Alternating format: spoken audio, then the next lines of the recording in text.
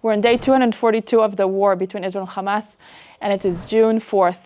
Newspapers today are, you can say, very sad, as the communities of these 4 civilian men, Israeli men, that were taken hostages.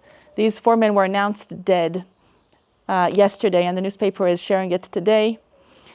בסרטונים הם היו חבולים, עייפים, אבל חיים. In the videos that were shown by Hamas, that were published by Hamas, propaganda videos a few months ago, these men were shown tired and beaten up, but they were alive.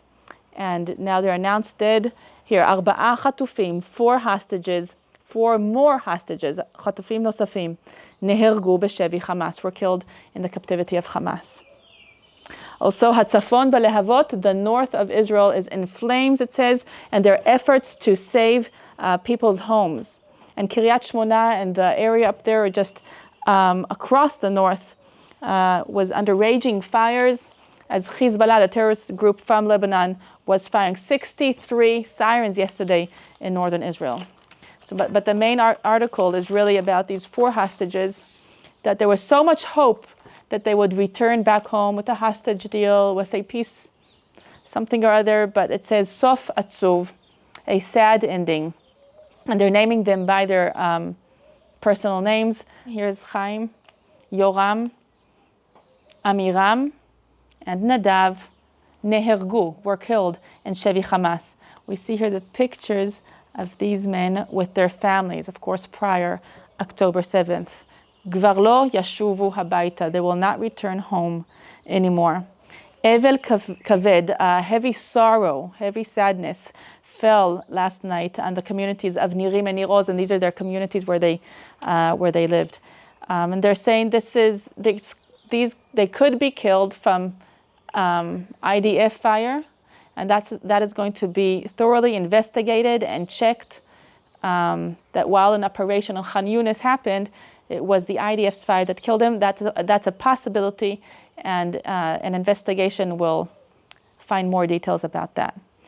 Another man that was thought to be in captivity, he was killed on October 7th, and the fact that it was very hard to look 8 months later, we didn't know, it means what a state his body was in, probably burnt to pieces, and it took so many months to realize it is actually Dolev Yehud's body that was killed, burned on October 7th, and he's not held in captivity by Hamas as his family and everyone else thought.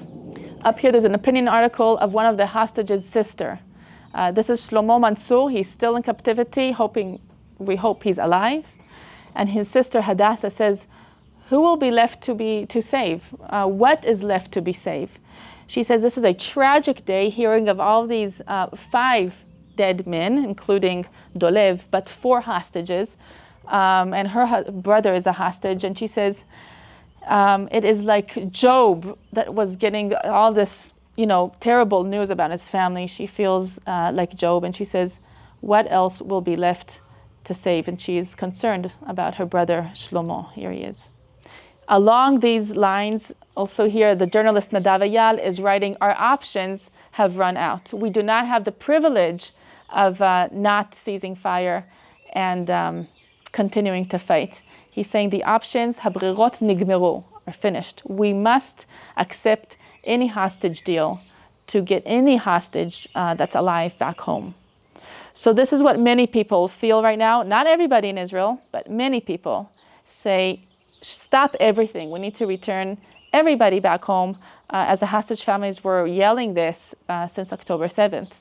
But as we see more and more hostages dying, it is very, very alarming. Yet the far right wing and others in the government and across Israel still think we need to demolish Hamas first, as well as search for hostages.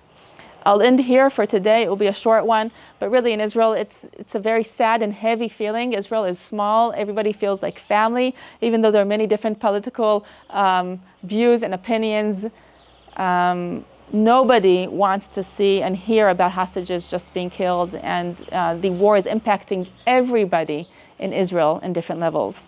For more updates and stories, go to allisrael.com and follow us on our social media. Like this video if you liked it, and share it with your friends and family over there, as you're not getting over there, and the social media over there is not showing you what Israelis are reading here in Israel. Thank you. This is Rotem Magen for All Israel News.